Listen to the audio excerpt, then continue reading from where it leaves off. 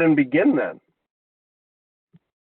So we are going to kind of go through red winemaking, kind of grape to finished wine, essentially, not to bottling, but once we get it to, finished through ML, essentially.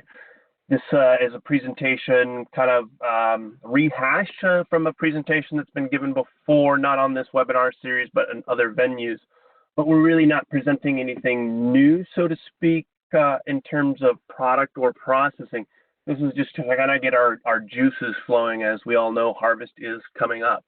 And so this is kind of like a reminder of how things are going to go for your harvest and kind of give you guys an idea of like, oh yeah, like I got to do that. So we'll go through grape handling, fruit processing, and then overall fermentation, and then we'll leave it at that.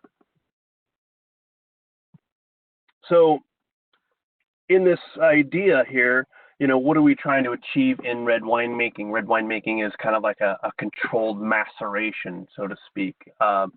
And so what do? We get texture from our red wines. That's what we're really after, so to speak. And so we ask ourselves, how do we get texture? Where does texture come from? So that texture in our red wines is really coming from polysaccharides and tannins, essentially. Those polysaccharides being contained within the yeast and released through the autolysis process or through the addition of enzymes that will help break down the yeast, as well as that extraction of polysaccharides from the pulp and skin. Then we also have glycerol, which is produced by yeast. Alcohol, actually, if anybody's done any kind of sweet spotting, you can identify that wines within a 0.5% difference actually do lend themselves to a different texture, and alcohol can accentuate tannins as well. Other places we get kind of that structure from are the manoproteins, HSP12 peptide, that stands for heat shock protein. Those are yeast derived, and then any kind of residual sugar that might be left in the wine or added back, essentially. So the first thing we want to think about is, how are we picking the grapes? Where are they coming from, essentially? Are they machine picked or hand picked? And that'll have a better idea of what we're going to do once the grapes hit the winery, whether we want to roll the crushers, do we want to destem if it's already been destemmed in the field? We don't want to beat the fruit up necessarily much more. But the things that you're going to think about is, do we want to add SO2 to the bins as they're being transported? We can use tannins in the bins as we transport. We can do SO2 and tannins essentially at the crusher. But the main thing to kind of think about is as we've destemmed or machine picked these grapes essentially in the vineyard, we've already started that maceration process.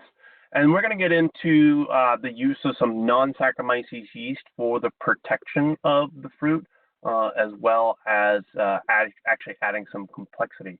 And this is something that you could take to the vineyard, actually, and we have some folks doing that with long transport times, or if the fruit is going to have to sit around for a while before it gets processed.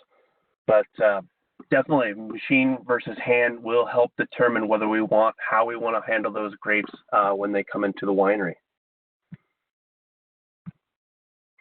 So we talked about fermentation tannins. We could add those to the bins in the vineyard if we have a long transport time, or we would add something like these to the fruit as it's going through the crusher, essentially. Timing is a thing here. So, some people add them right directly to the must pump as they're being pumped into the bin. Some people like to wait until that first pump over to mix them in then. Either way, a sacrificial tannin is a very beneficial thing to you folks. Even folks that have, I deal with some folks in Colorado that have high elevation fruit, a lot of tannin. Even there, it's still important to use a sacrificial tannin, because really is what we're doing. These are the pawns of the chess game, essentially. And what they're doing is they're protecting our natural grape skin tannins or grape seed tannins that we've worked really hard to develop in our vineyards, essentially. So what are those sacrificial tannins doing is they're really binding up proteins. They're acting as antioxidants to help preserve fruit characteristics. And they can also help kind of mask some vegetal kind of characteristics, essentially. So bind up lactase that would actually help destroy some of our fruit characteristics. So again, sacrificial tannins added at the crusher or within that first pump over really help as an antioxidant in protecting our fruit essentially. We think about, those first couple days of fermentation, that's that aqueous phase, and that's where we're getting primarily our color extraction. Color is aqueous, it's a water-soluble extraction. So by adding that sacrificial tannin up front, we're really protecting that color extraction process. So again, we kind of talked about why to use fermentation tannins, protein binding, antioxidant effect, reducing that kind of green character, and then also stabilizing our color. So all the LAFFORT tannins go through a patented process. It's the IDP process, instantly dissolved process. If anybody's had Starbucks instant coffee, I do recommend it on a quick fix. It actually tastes pretty good, but really it's just an instant pack of microground coffee that instantly dissolves in hot water. LAFFORT IDP tannins are the same way. There's no need to rehydrate the tannins in a bucket of water, hot or cold. You can simply sprinkle these onto the must. And this goes for our finishing tannins as well. This is something that doesn't need to be dissolved in water. These are directly added to the wine or the must, essentially. So we offer 3 different sacrificial or fermentation tannins, sacrificial being the key to these tannins here. We have tannin BDX, which is the original VR Supra formula, which is exotic hardwoods and some vegetal source of tannins. Then we have the current VR Supra offering.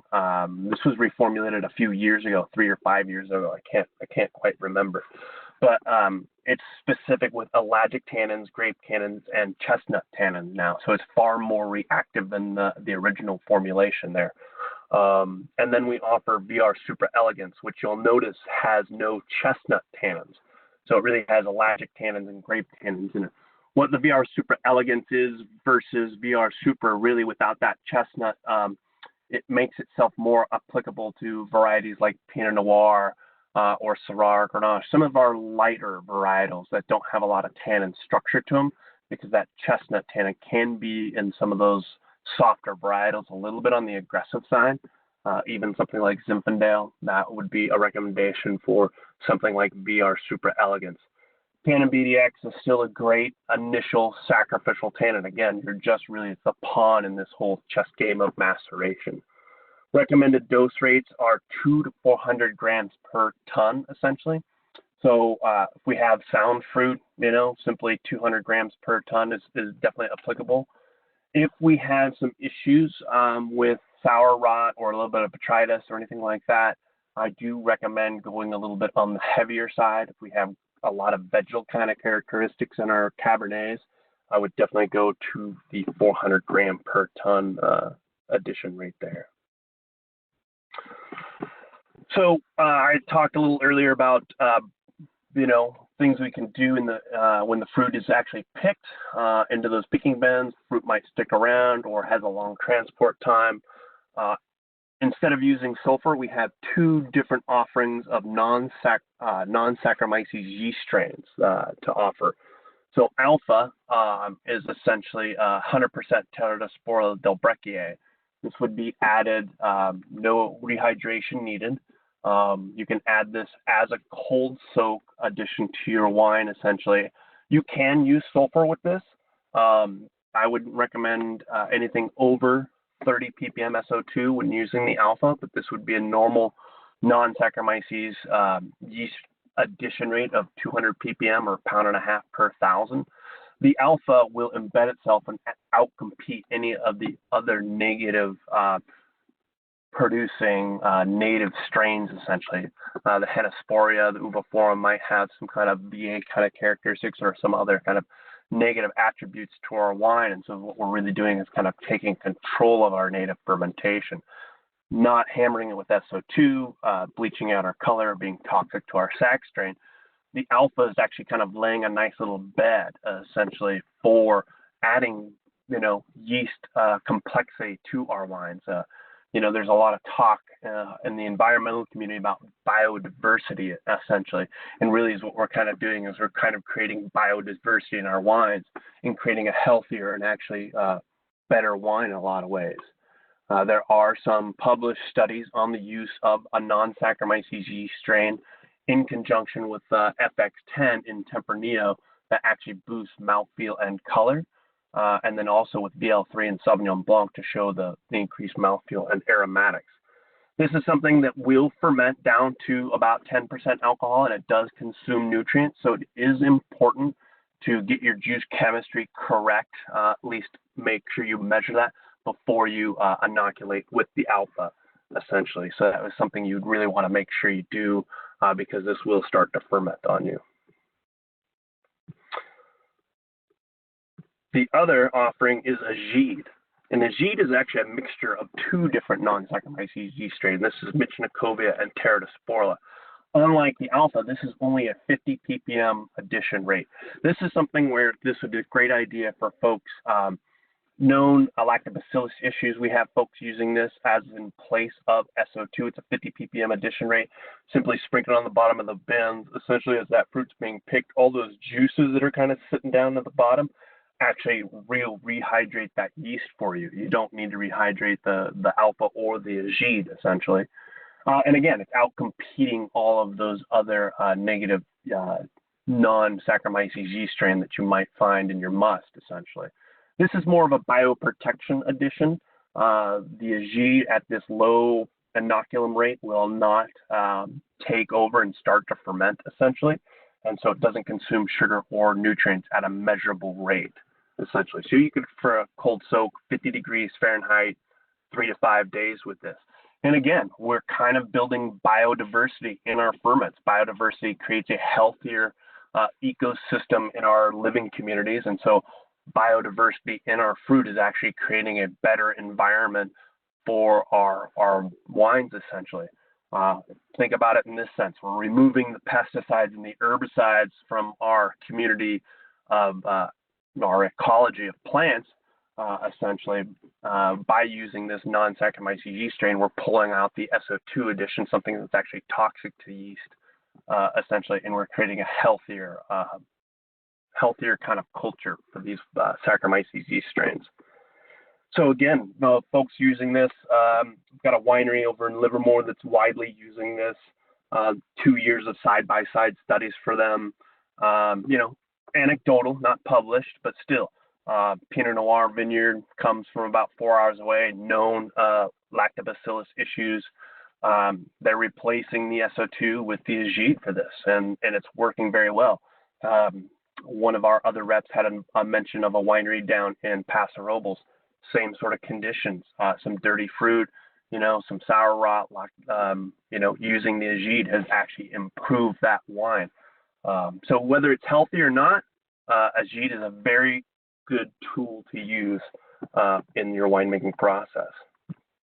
And then on that Gide, I highly recommend no SO2, but nothing more than a 10 ppm, as the Michnicovia is very SO2 sensitive. So we've kind of, we've picked the fruit now. We've talked about our sacrificial tannins, essentially. We've talked a little bit about bioprotection, antioxidant kind of effects with the two non-sac strains. Now we want to talk about, the maceration process a little bit more. So we're using enzymes, essentially. Enzymes are really important, not just from a color and tannin extraction standpoint, but we don't think about as much in the reds as we do in our whites as breaking down the pectin chains. And the reason we want to break down these pectin chains essentially is because pectins in the presence of alcohol will actually fold, and then the enzyme cannot get to the active site, and those pectins can actually cause filtration issues downstream. So very important to use a maceration enzyme just for that purpose alone. Other beneficial things that we get out of that from a processing standpoint is we get better lees compaction by using a maceration enzyme. So we get more free run juice, and depending upon whether you're filtering your lees wine or you're dumping your lees wine, you still have less lees wine to deal with, and that's a very important thing. If you're filtering your lees wine, think about this. You've just gained a significant amount of higher quality free run wine by compacting those lees and having less lees wine to deal with. And we all know, I've sent a number of lots through a rotovac, and it just never comes out the other end the same. I've tried tannins, I've tried milk findings, all those sorts of things for lees red wines, and it's just, even white wines, it's just not as pretty. So by using a maceration enzyme, we increase that free run yield. Of course, the other benefits, and the thing we think about the most as winemakers, I think, is the color and the tannin extraction that we get with our enzymes. And it's really important to know that enzymes are cocktails of activity. So there is no, one activity per enzyme. That is true in some of the self-cloned enzymes. So most of the enzymes that you're buying from any one of your suppliers is a blend of different activities to really kind of activate on the pectin chain, because the pectin chain has several side chains. And if we don't break off those side chains, then we can't break down the main pectin chain, which is really what we're trying to do. And then we also have some really cool enzymes from LAFFORT, depending upon what you're looking for. In the granular form, we offer LaFace fruit or HE Grand Cru. Now, LaFace fruit, the blend or that cocktail of enzymes, is really geared towards your fresh, fruitier varietals, something more aromatic. So you might want to use this in your Pinot Noir. You might want to use it in your Syrah, something like your Zinfandel. It really helps increase or release those aromatics that are combined into the skin. And then you're getting the softening of the skin, and then you're getting a better pressing, so more yield, essentially. The HE Grand Cru is far more specific towards your hardier reds, your Cabernet Sauvignon, Cabernet Franc, even your Tempranillos. I do have some folks using this on Pinot, and they like the structure that it builds because the side chain activity of HE Grand Cru is geared towards skin tannins, so it's helping release the skin tannins more. One of the cool really things about HE Grand Cru is rhamnose 2-galacturonase. That's a specific side chain activity to HE Grand Cru. Rhamnoses are nothing more than a 5-carbon non-fermentable sugar that's attached to the pectin chain. But without that unique side chain activity of the HE Grand Cru, that 5-carbon sugar is then lost to the lees, essentially, and you never get that kind of natural sweetness. So by using HE Grand Cru, you can actually add some nice roundness and sweetness to your wine, naturally coming from the grapes, essentially. Both of these are granular, so it's super easy to use. You need to rehydrate them 1 to 10, so 1 gram to 10 mils of water, or 10 grams to 100. You can't over dilute the enzyme. That's not a big deal. What is important is that you do mix it and rehydrate it, essentially, and make sure that you have enough water to disperse it, essentially. Once the enzymes get in there, they'll certainly disperse as you're doing your pump overs and whatnot.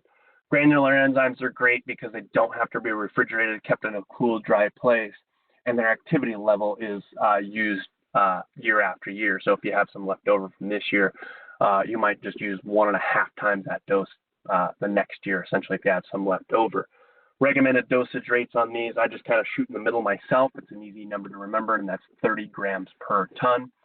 If we have compromised fruit, if you have breakdown already coming from the vineyard, I would dial that back down to, like a 20 gram per ton addition rate, essentially, because we don't want to over macerate those skins, essentially. So this is just some information, some studies published from LAFFORT, essentially, the use of tannins, HE Grand Cru, particularly in this study, showing the increase in overall tannin extractions on some Syrah, Merlot, and Cabernet. So just showing you that, these tannins are actually, or these enzymes are actually helping you increase your tannins. And those are your natural tannins. Those things are the things you tried to achieve in the vineyard, essentially. So give your vineyard guys some props and give them a helping hand by using some enzymes and help express their work that they've done there in the vineyard. And then this is some information from LaFace fruit, showing that, not only did we get a 15% color increase, but we had an overall increase in polymerized anthocyanins, so color again. But overall preference of a winemaker, 70% you preferred the treated wine, essentially. So that's a pretty significant number there. And then we do offer liquid enzymes for ease of use for some folks or some of the larger facilities. The XL extraction, this is a very soft macerating enzyme, only 30 mils per ton essentially is your addition rate. Again, even though it's a liquid enzyme, you still want to dilute this at a 1:10 ratio or greater. This is something you could easily, and same with the HE Grand Cru and the LaFace fruit, stick them in a little backpack sprayer or your bug sprayer. So as the fruit is coming in, you can essentially either spray the fruit or you can drip it into your must pump as it's going in that way. I know some guys have set it up on like a 5-gallon water jug at the crusher there, and they pour their enzymes in there, and it's a little drip tube, and it just kind of constantly drips in there. But the LaFace extraction, XL extraction, is a very soft enzyme. Especially, I would recommend this for some overripe fruit, essentially. But it's not really geared towards any specifics of aromatic or tannins or colors. It just helps break down the skins and let those things extract naturally. And then, of course, you get the increased yields from the breakdown of the pectins, essentially, as well as the softer skins. You're getting the excess yield in your pressings. And then XL clarification is a white enzyme, particularly for us. But if you have thermo-treated must, if you've gone through the flash to top, which some folks are doing, and they're doing it not just on the bad years, they're actually doing it, using it as a processing tool. We do recommend the use of XL clarification on those thermo-treated musts because the side chain activity for that is much more rapid and will help clarify those pectins for you. So fermentation tannins, we talked about sacrificial tannins, and now we're getting into, what we want to do for color stability. Again, our vineyard guys went out there and pulled leaves and, put up a nice canopy and made sure the fruit had nice kind of filtered light exposure. And so they did their job, and so let's do our job in helping them by stabilizing that color that they grew on the vine, essentially. I know a lot of people are like, oh, I had oak tannins, I had wood chips, blah, blah, blah, and that's great because those are tannins. Tannins are a broad classification of phenolic compounds. There's many different kinds, just like sugar, essentially. But the thing to remember is that oak is gallic tannin, as to where catechin tannins coming from the grapes, essentially. And it's the actual structure of that catechin tannin we see on the left-hand side here that has 3 very specific bonding points, essentially, covalent bonding for color stabilization. It's a far more reactive tannin than the gallic tannin, which all those hydroxyl groups are pulled off to one side. So you really have one really good bonding site, as to where the grape seed tannin or grape skin tannin, the catechins, have 3 very open bonding sites there.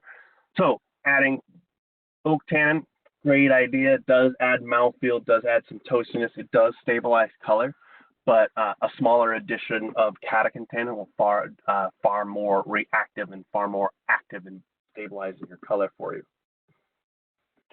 And we offer a couple different color stabilizing tannins or fermentation tannins. We have VR Color and VR Grape. VR Color is probably our most popular. It is a blend of catechin tannins from a bunch of different sources, but it goes through the oxy-protect process, so it's produced in an oxygen-free environment, so it has a very high reactivity level. VR Grape is 100% grape catechin tannin. Where VR Grape and VR Color really differ, I would say, for me, the VR Grape is much better in those underripe years. If we have some, like, we're having a cool year this year, but I wouldn't say we're going to be greening necessarily coming off our vineyards just yet. But if we have underripe fruit conditions, we haven't developed our natural grape tannins, essentially. And so this is really just kind of supplementing those natural grape tannins with grape tannins, essentially. So really helping build that structure, as to where VR Color is more about color stabilization. Assuming we actually have really good color and structure there from our vineyards. Dosage rates on these, 100 to 300 ppm. Again, I kind of shoot the middle about 200 ppm, and then it really depends on your fruit, your application, and then what your desired outcome is. On those greener years, you definitely want to shoot a little bit higher. But if you're just looking, for, you're these folks in Colorado with a lot of natural tannin, Maybe this is something where they're doing just like 100 ppm dosage rate to just help stabilize that color essentially. So this is just to kind of show you the reactivity level of VR grape and VR color compared to other color stabilizing tannins out on the marketplace. And that level of NTUs is telling us how well that tannin has bound to color.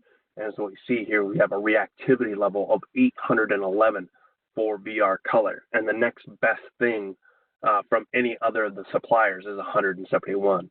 So again, tooting our horn a little bit, you know, LaFFORT does put a significant amount of money, and I think we're the third largest producer of enological research out there that's privately funded essentially. So we're not a public traded company, we're a fourth generation family company. So again, there's a lot of research and development that kind of goes behind these products to bring you this kind of research essentially. So in 2011, just to kind of demonstrate the use of enzymes and tannins, essentially, kind of putting our money where the mouth is, we did a trial, San Bernardi fruit. This is a Merlot. So we had 3 bins of Merlot as a control, 3 bins of fruit with just enzyme treatment. And then, you know, we had 3 bins of fruit where we used the enzyme and the tannin addition. So VR Super at 200 ppm addition rate, and the VR Color at a 300 ppm addition rate. And again, the enzymes were added at a 40 gram per ton across the board. All were treated and macerated in the same manner. What we found, this slide will show us, you know, hey, in the very beginning, we see a 30% increase with the tannin and enzyme addition. With just the enzyme alone, we see a 16% increase in tannin. But what we also see 12 months down the road, we see that the HE Grand Cru plus the tannin had a 25%, only a 25% loss as opposed to, say, a 31% loss in our others. 6 months after, you know, the aging and bottle, essentially, we still see that the tannin plus enzyme had a 41% increase of color density. Even just the HE Grand Cru by itself was still 25% better than the control in terms of color retention. So that's a pretty impressive for a small addition, essentially. And again, all we're really doing is trying to highlight, you know, the vineyard work that's been done throughout that year and express the fruit as best we can. And then, you know, when a rubber hits the road here, we talk about what is the sensory preference of these grape additives, essentially. And we see that 79% of a panel of 19 winemakers preferred the treated wine. So to kind of summarize, you know, our fruit processing kind of streamline here, you know, what I kind of broke it out into 3 different kind of areas: value wines, structured wines, you know, or fruit forward wines. So our value wines, we're using like a tannin BDX at that, you know, 200 to 300, I would say, gram per ton addition at the crusher. The XL extraction enzyme, 30 mils per ton, and then the VR Color for color stabilization. And that would be done. You want to add those fermentation tannins during fermentation, when you kind of like at that halfway point. I would say anywhere between 18 and 12 bricks. We need a little bit of presence of alcohol for that aldehyde bridge to form. Our structured wines, you know, we want to use the VR Supra. We want a little bit more tannin in there. That's not only going to add some protection, but add some structure to the wines.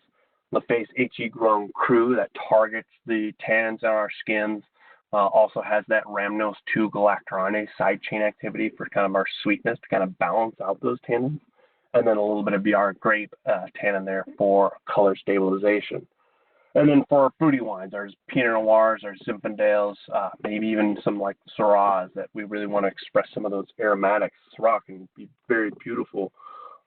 You know, the VR Super Elegance, that lack of that chestnut tannin in there really helps that, essentially, kind of smooths that out. LaFace Fruit kind of targeting those aromatics, and then the VR Color essentially for color stabilization. So, you know, we've done our bit on the maceration part. So now let's get into actual fermentation. So we're talking about yeast selection essentially. So we want to talk about what I tend to do when it comes to fermentation. You know, there's certain lots that we're going to kind of cherry pick and, hey, I really want to highlight this vineyard and what have you. But always in the back of my head is just like, I just want this thing to finish at the end of the day. I don't want any stuck fermentations. Those things suck up a lot of energy from the winery and kind of slow things down because you're having to babysit something. So I always look at the nutrient needs and its alcohol tolerance first. Those are kind of my things. Look at the temperature range. All right. You know, if I'm setting my jackets too hot, if it peters out at 82 degrees Fahrenheit, we all know that the cap is about 10 degrees hotter than our juice readings, essentially. And so we have to prepare our yeast for that, knowing that that kind of temperature shock can happen, essentially. So again, looking at those things, nutritional needs, alcohol tolerances, and temperature tolerance, then we can kind of look at, hey, you know, what kind of aromatics does it produce? What kind of does it a high polysaccharide producer? Does it produce a lot of HSP12, that heat shock protein? What are the fun things that yeast offers now that I know it's going to finish my ferment? So we offer two different types of yeast strains from LAFFORT. We have terroir-specific yeast strains, and then we have crossbred yeast strains. That's not genetically modified. It's actually like the Mendel's peas things, where we actually bred yeast essentially together. Anything with an X in its name essentially is that crossbred yeast strain, and anything without that in the name is a terroir isolate. So some of you folks are probably familiar with like FX10, RX60. Those are all crossbred yeast strains. X Pure is a very new crossbred yeast strain for us. That's a very dark, rich, deep yeast strain. No X in the name, that's that terroir isolate essentially. So F15, RB2, those are some good examples of yeast strains from LAFFORT, isolating the terroir versus those crossbreds. So for our structured wines, you know, we think of Cabernet being, or Cab Franc being that structured wine, FX10, and this is a high polysaccharide producer, high temperature tolerance, high alcohol tolerance. This is a great fermentation kinetics. The nice thing about those polysaccharides is it's really kind of balancing out our tannins that we've got in our wines, and so we're kind of supplementing that structure of tannins with this polysaccharide roundness. X Pure for me, great for our Rhone varieties, great for Pinot Noir. Very dark fruit characteristics and a lot of that HSP12, that heat shock protein, essentially, adding some kind of natural sweetness from the yeast, essentially. I recommend this highly on like Barberas, essentially, and what that does for me is it balances out that acidity coming from Barbera with a natural sweetness.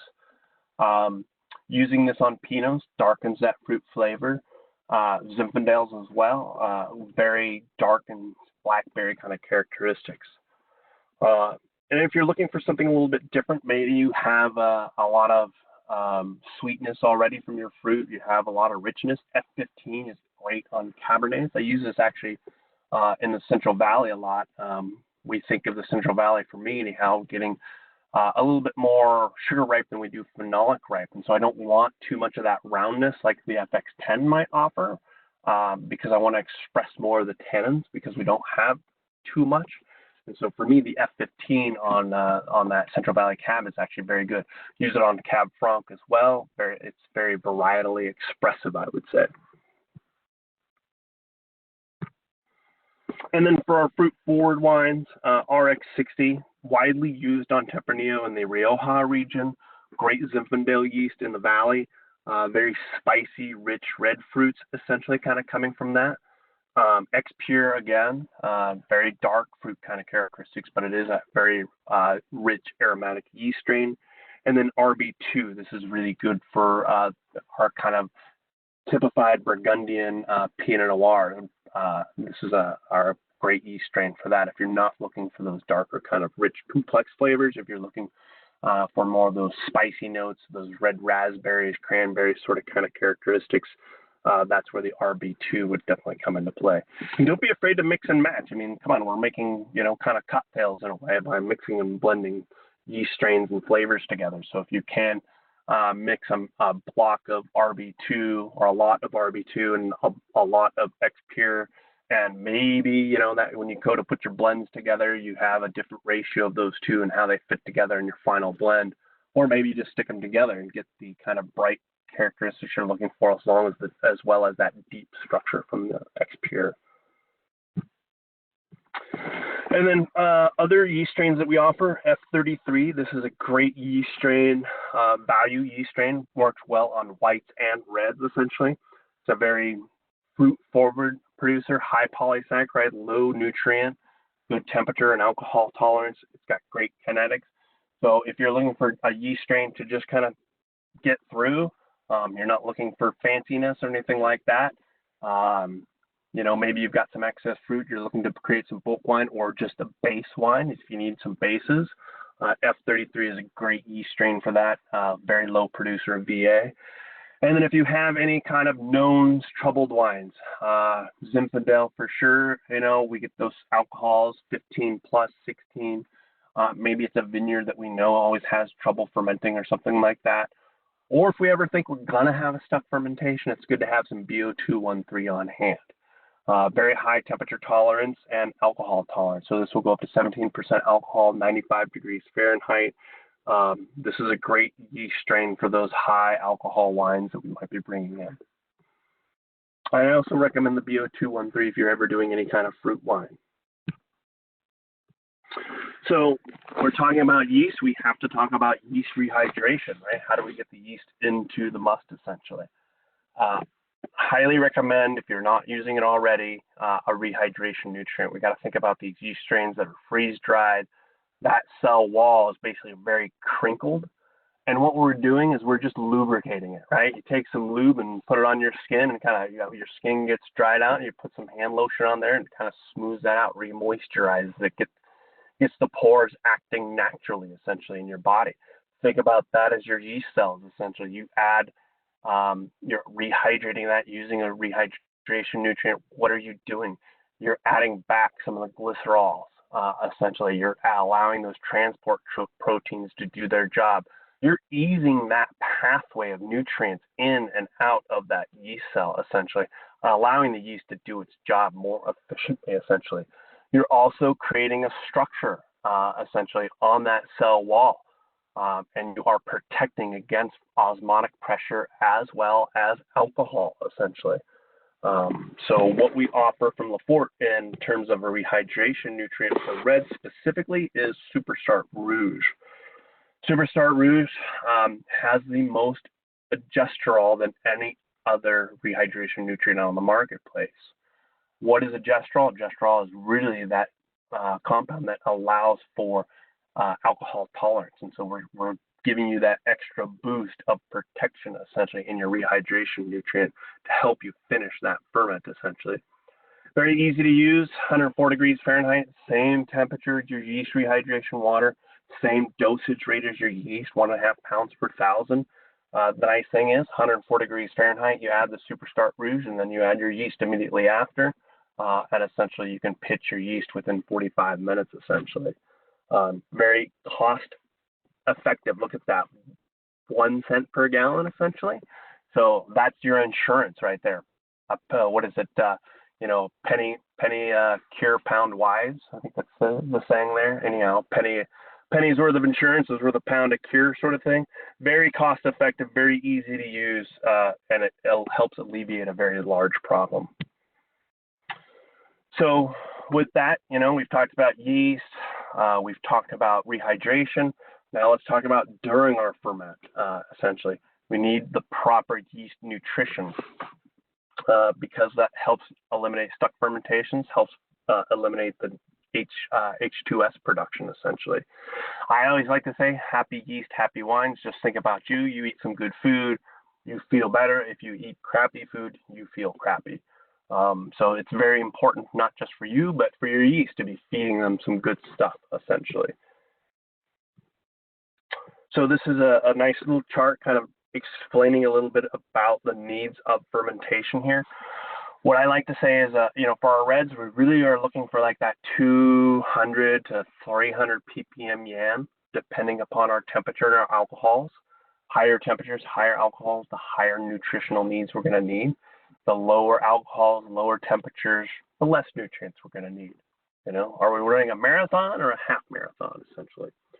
But it's that first third of fermentation where we see the natural depletion of our natural YANs. And so if we have below 100 YAN, I would suggest using a little DAP to help increase that biomass. Okay, that's what DAP is really good about, is it helps create a biomass of yeast, essentially. And then from there on, we'd want to add organic nutrition to kind of keep ourselves going. So think about yourself. In the morning, you have that donut with a cup of coffee. That's great. It gets you up and going. But what you really need is some protein in your stomach to kind of throughout the day kind of carry you so you don't bonk by noon, essentially. Same thing goes for your yeast. You know, if you have a low YAN, get that DAP, get that coffee and donut up, get it going, essentially, and then continue with organic nitrogen. If you continue to feed with that, that's what you tend to do, is you keep increasing this biomass, and all you really can do is increase that starving population then. So you really need to think about adding organic nitrogen to your must during that fermentation, essentially. So we have two offerings of nutrients from LaFFORT. We have the NutriStart Org and NutriStart, essentially. So Org being 100% organic, and then the NutriStart is a blend of DAP and organic nitrogen. I tend to sway folks towards the organic nitrogen, and you go out and buy DAP very cheap in large format bags, and then you can determine whether you want to add DAP or not to your nutrient regime versus it being pre-selected for you. For those folks that, you know, really just want to ease things in the cellar, and you can certainly add a blend of the DAP, the NutriStart DAP, and organic nitrogen. The nice thing about that, it helps increase your biomass, and at the same time, you are coming in with those organic nutrients to kind of help finish throughout fermentation, essentially. So both very good nutrients. 200 ppm addition of NutriStart Org is about 14 ppm of nitrogen. And then a 200 ppm addition of NutriStart is almost 30, essentially. And that's just higher because of that DAP. Organic nitrogen is far more effective and efficient than DAP. And just kind of think about yourself. Again, going back to the scenario of, you know, eating some protein for breakfast, be it an egg or some peanut butter or steak or something like that. That helps carry you throughout the day, essentially. And that just, it's more efficient in that sense. So kind of a chart, just, you know, talking about alcohol tolerances, your initial YANs and the total YANs required. Essentially, these are some guidelines. If you go to the LaFFORT NU website, we actually have a YAN calculator on there. You can kind of, you plug in your varietal, the kind of fruit that you have, the yeast that you're using, LaFFORT yeast only, and then it will tell you what your nutrient needs are. It's a great tool to have. Definitely the decision-making tool on LaFFORT.com, LaFFORT NU. Check out that tab. There's also some other really great stuck fermentation, rehydration protocols, information on troubled MLs, juice finding, rosé winemaking, sparkling winemaking. Definitely check out the LaFFORT NU website.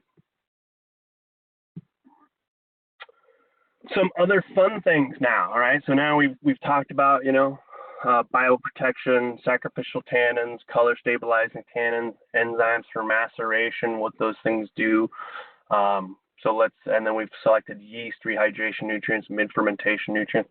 Let's talk about adding something more to our wines, making our wines a little more robust.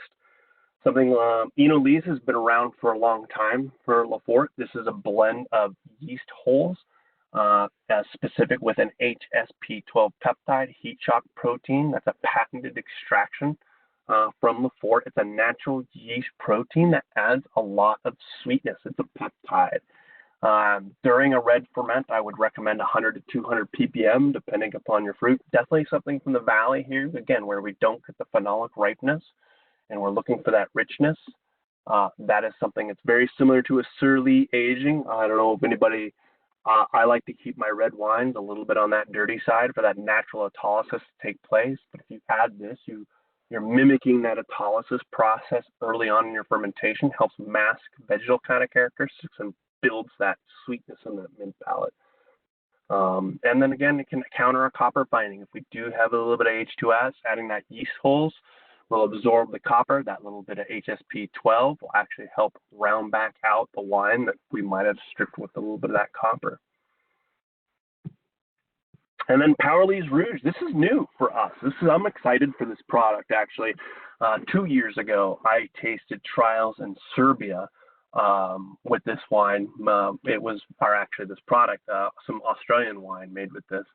And then even recently, some wines in Paso Robles.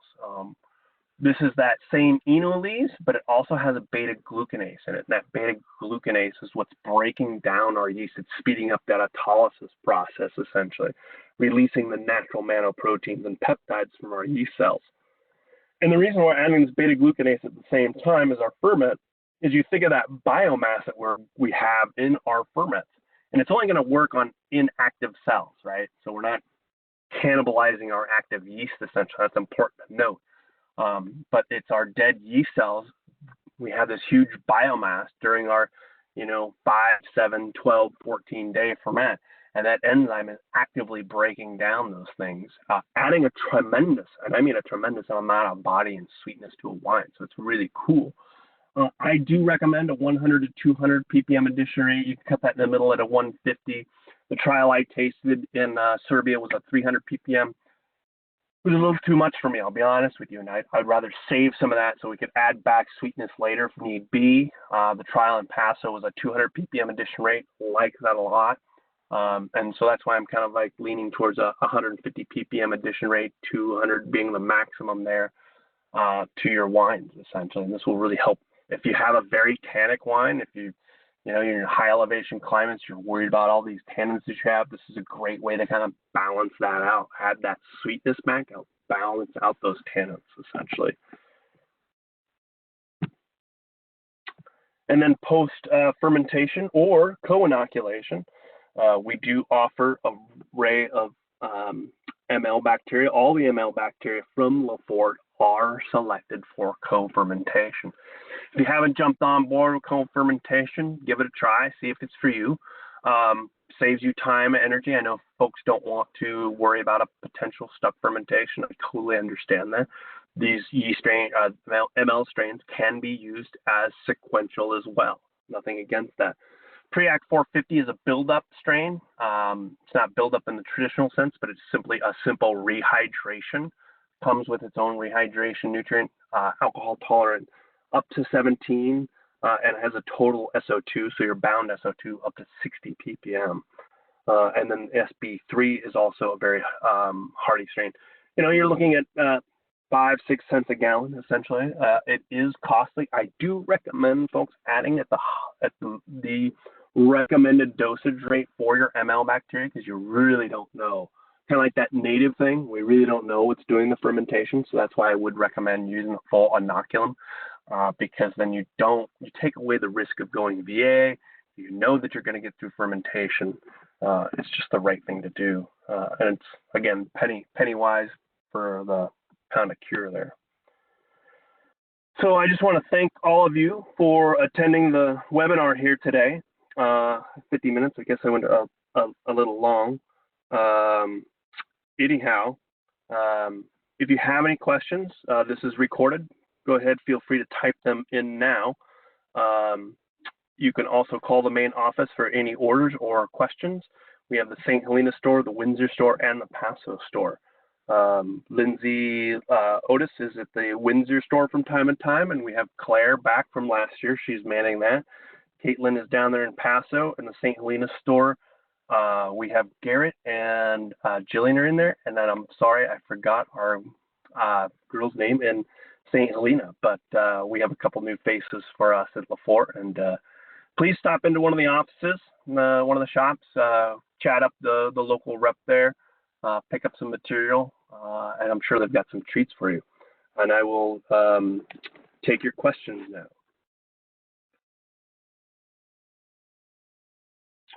So one of the questions here, temperature range for macerating enzymes. XL Ice is a new offering for us. I didn't present that here. That is definitely something for cold soak. We'll go down to 40 degrees Fahrenheit, but most macerating enzymes, we think about enzymes, what are the limiting factors? Really, temperature, pH, alcohol. Really is what we want to do is I would say anywhere between 50 and 60 degrees Fahrenheit would be plenty warm. And then you're not going to inhibit that enzyme by any means of getting up to 95 degrees Fahrenheit in your ferment. So I hope that answers that question. So normal temperature ranges. When do you add lafase? Those are enzymes. I would add them at the crusher, essentially. The one thing we want to kind of think about is tannins and enzymes don't do well together, and SO2 and enzymes don't do well together. So we don't want to add them at the same time. So what I tend to recommend to folks, if we're bin dumping, you know, every bin you add something different. Let one bin go by and you add your enzyme. Let one bin go by, add your SO2. Let one bin go by, add your tannins. Just don't add them at the same exact time, essentially. Enzymes are usually added again at that very first time of fermentation. SO2 threshold for alpha, that is that's your addition. So I would recommend no more than a 30 ppm addition of SO2 at the crusher for alpha. And then that would be bound essentially, because anytime you add SO2 to that must, essentially it immediately goes to bound. You can't really do free. Another question, would you suggest using both alpha and azide in conjunction? I would actually not. So azide is that blend of Michnicobia and Terradospora. Alpha is 100% Terradospora. If you were looking, I would just add the azide in the picking bins. You certainly could add alpha. I mean, there's nothing wrong with that. Alpha is going to offer you more of that stylistic kind of option. Depends on really what you're looking for. But I would think if you're going to go that route, I would just increase that dosage of azide to say 100 to 150 ppm, and you would get that effect. Can you speak to any of the oxidative protection of either the non-sac yeast strains in replacement of SO2? I don't know, you know, I'd have to think about that for a little bit, in the sense that, yeah, we are consuming some oxygen, but really it's the sacrificial tannins that are going to be doing most of that oxygen protection work for you. So that would be my suggestion to you in terms of oxygen protection. Let's use some tannins first, because that consumption of O2 is going to be much slower in a yeast strain, because that's a biological pathway more so than a dipole-dipole kind of reaction. Thiazate is nothing more than DAP from LAFFORT combined with thiamine. Thiamine is actually very important for the metabolic pathway of yeast, so that is why we add the thiamine to our DAP, essentially. And you can't, I don't think you can go out and buy thiamine and add that separately. So let's see, you might want to consider a co-inoculation of ML with about 12 Brix less due to high temps. Actually, you can do a co-ferment at that stage. We do with the sequential, with the B7 and the Preact 450. Essentially, you can go down to 5 Brix, essentially, but you're gonna now look at like a 12-hour rehydration period where I would rehydrate that must, or that ML strain, and then double the volume with that. So you've done it in water, so now let's double that volume essentially with a little bit of your active must. That way you're cutting the alcohol in half, letting the ML bacteria get acclimated to that alcohol essentially, and then pitch it in the next morning. So you could set it up in the morning, and then if you're 12 hours later, you can pitch it in, or you set it up before you go home essentially, let it acclimate overnight, and then pitch it in the morning.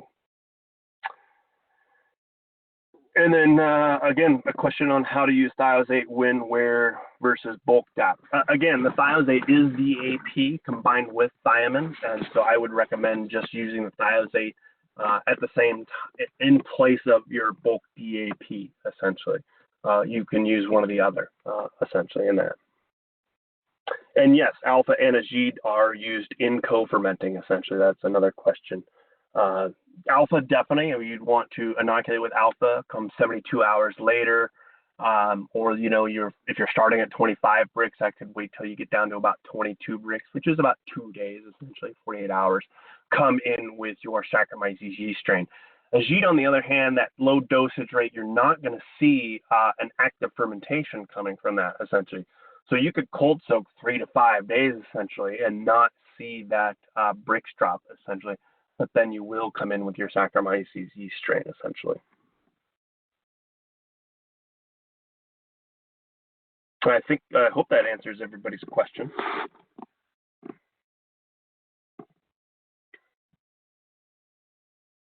And again, for anybody, this is being recorded, so you can certainly go back to some of this presentation at any one time. And then also a number of webinars that we've put in are on there.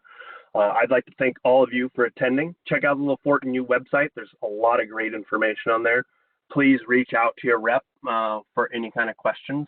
If you don't know who your rep is, just call the main office down here, and one of the ladies in the office there will get you directed in the right way.